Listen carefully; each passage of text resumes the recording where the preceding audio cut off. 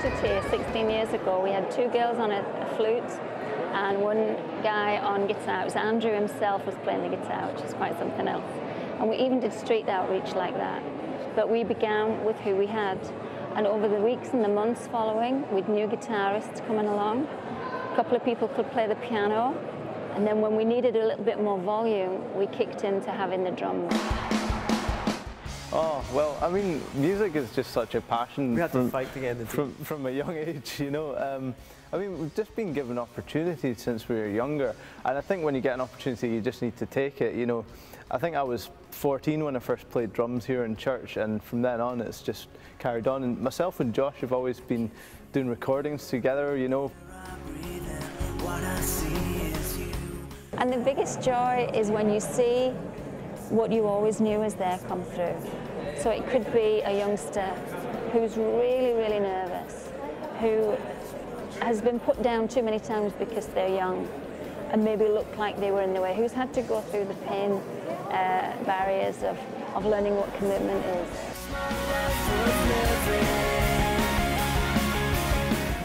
So we pull in all the guys from the team to record with us. We want God to bless the unity of the team, so we try our best to involve everyone. It's really important to involve the musicians at different levels. We believe that no matter how good you are on your instrument, you're part of the team, you've got a God-given gift, and we would really like to make the most of that opportunity.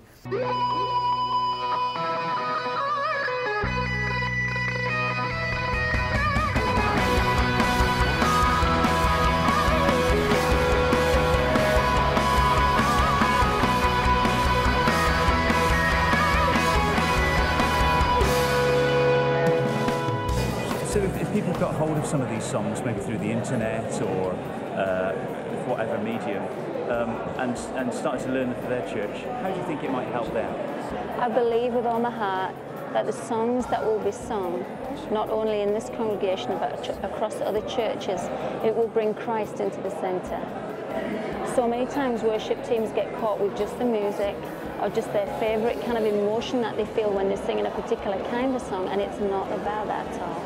And one of the things that we've been very much impressed upon in our hearts here is Christ has to be the centre of everything. And you'll find that many of the lyrics, many of the songs, as with many of the messages, Christ is the centre. We hope in you, Jesus. It's fun. It's really fun. And we have to steward these songs and value them because they're God-given through our pastor. They're God-given through our understanding of what's been taught, through taking notes on a Sunday. And we just want people to hear Jesus in what we do. That's just completely the purpose of what we do here.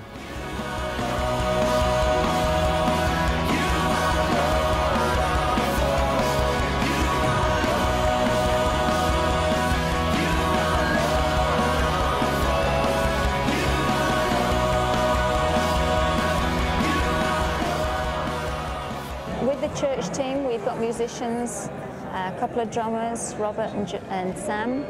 We've got 2 guys that play electric, Pete and Josh. We've got Steph on bass mostly, she's real cool on the bass. We've got a few guys that play acoustic, Barry is brilliant on acoustic, and Ed and Bud. And then on synth we've got Carrie. But one of the things we've needed to do is identify those guys who could actually pick up the recording angle of it.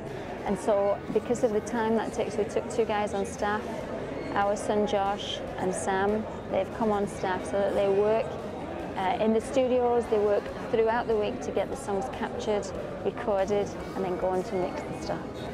So it's kind of a real challenge getting everyone down on CD, isn't it? Yeah, sure. It's good fun. Yeah, on a practical level for actually recording, it's a bit like you need your foundation and then you need your layers on top of that. So you've got drums, solid rock foundation, bit of bass carrying that along, some guitars, you know, and then you've got enough for the vocalist to sing to. You've got quite a vibe going on, so they can really get into the song and give a good vocal performance.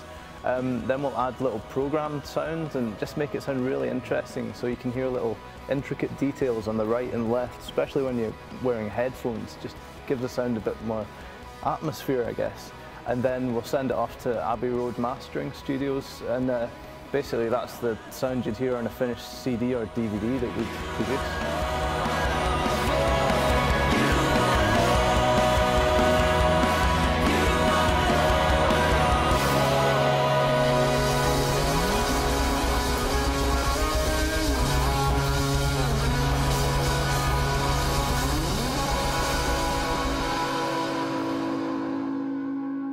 like the first time you led worship?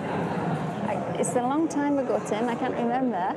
Oh. But to be truthful, I would say to people, you have to be free before God in private before you can be free before God in public.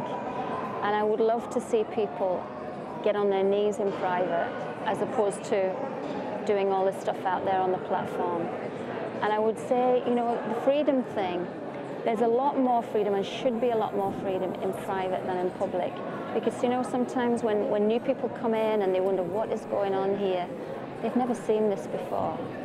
And sometimes I've seen the reverse happen where people have been so free in public, they've put others off, when really in private they're very staid and quiet and not really responsive to God. So I would say for the first time for me, I was probably shaking, I bet my voice was quivering, I bet my knees were knocking, and I just wanted to connect with God and love Him and help to lead people do that. And it's still the same many times, you know, that where you sense that responsibility that you know you can meet with Him on your own, but you don't want to go alone. You want to take everybody with you.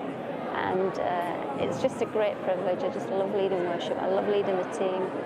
And my heart's desire is that we can be a people who God says, I want to be there with them. And a people who, when we describe the Lord through our songs, maybe it's outreach times, where people see Him in a brand new way because they never realized He was so amazing